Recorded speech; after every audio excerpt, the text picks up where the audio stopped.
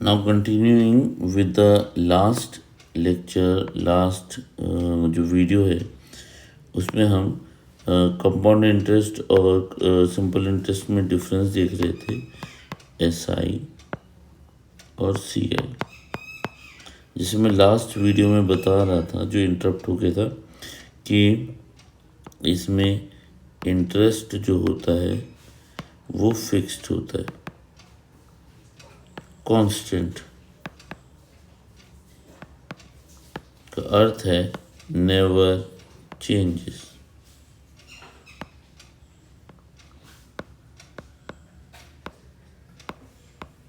बदलता नहीं है।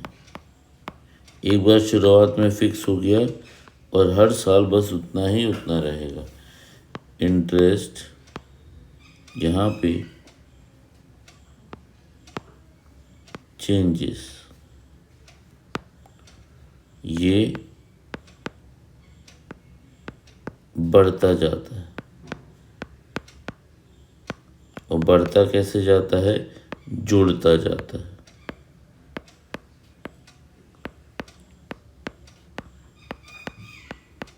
मतलब वो ऐड अप होता जाता है।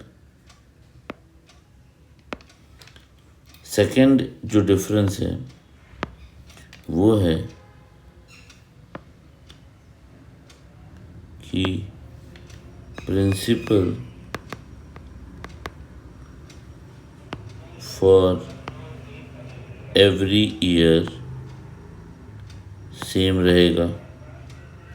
यहाँ पे जो प्रिंसिपल है वो डिफरेंट रहेगा एवरी ईयर। और नया प्रिंसिपल कैसे बनेगा? नया P इज इक्वल्स टू पुराना P प्लस पुराना I। पुराने इंटरेस्ट को जोड़ के नया प्रिंसिपल बनता जाता। हमारे एग्जाम्पल में था कि 5,000 रुपये उसका पहला प्रिंसिपल था, उसमें जुड़ गया 500 रुपये इंटरेस्ट, तो नया प्रिंसिपल बन गया 5500। इस तरीके से इंटरेस्ट बदलता जाता है। कंपाउंड इंटरेस्ट अब ज़्यादातर यूज़ होता है, सिंपल इंटरेस्ट नहीं यूज़ होता है। अब सिंपल इंटरेस्ट का फॉर्मूला मैं ऑलरेडी बता चुका हूँ, इसी डिफरेंस में मैं लिख देता हूँ ताकि वो एक जगह पे शो हो जाए। सिंपल इंटरेस्ट के केस में हमारा इंटरेस्ट का, सिंपल इंटरेस्ट का फॉर्मूला आ जाता है I is equals to P into R into T. Question में लिखे रहेगा कंपाउंडेड सिंपली, या कंपाउंडेड वर्ड है मतलब कंपाउंड इंटरेस्ट है। अब कंपाउंड इंटरेस्ट डायरेक्टली नहीं निकल सकता क्योंकि प्रिंसिपल चेंज हो जाता है। तो इसको निकालने के लिए हम क्या करते हैं कि इसमें अमाउंट निकालते हैं। अमाउंट वो हमारा, उसके लिए फॉर्मूला है P। अमाउंट निकालते हैं और यहाँ पे मैं इसको अलग तरीके से मेंशन कर देता हूँ। कंपाउंड इंटरेस्ट का फॉर्मूला होता है अमाउंट माइनस प्रिंसिपल। अभी अमाउंट कितना है? अमाउंट के लिए फॉर्मूला है A is equals to P 1 plus R upon 100 to the power n।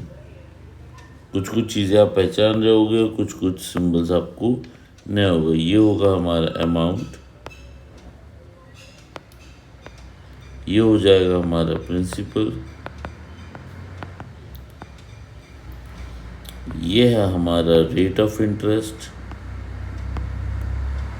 ROI, और ये जो n है ये बता रहा है कितने साल की, ये है नंबर ऑफ ईयर्स। और ये फॉर्मूला होता है जब कंपाउंड इंटरेस्ट लगता है एनुअली। एनुअली मतलब हर साल में जब इंटरेस्ट लगता है तब इस फॉर्मूले का यूज़ होता है। क्वार्टरली, हाफ ईयरली जो आप आगे क्लासेस में पढ़ोगे उसमें इस फॉर्मूले में चेंज करते हैं। आप सबसे पहले इसमें से अमाउंट निकालोगे। अब अमाउंट निकालने के बाद प्रिंसिपल से इसको माइनस कर दोगे तो आपका कंपाउंड इंटरेस्ट आ जाएगा। होप ये दोनों फॉर्मूलेज आपको याद रखने हैं। कंपाउंड इंटरेस्ट ऐसे निकलेगा। उसके लिए पहले आपको निकालना पड़ेगा अमाउंट को माइनस करोगे, अमाउंट से माइनस करोगे प्रिंसिपल को, उसके बाद निकल जाएगा।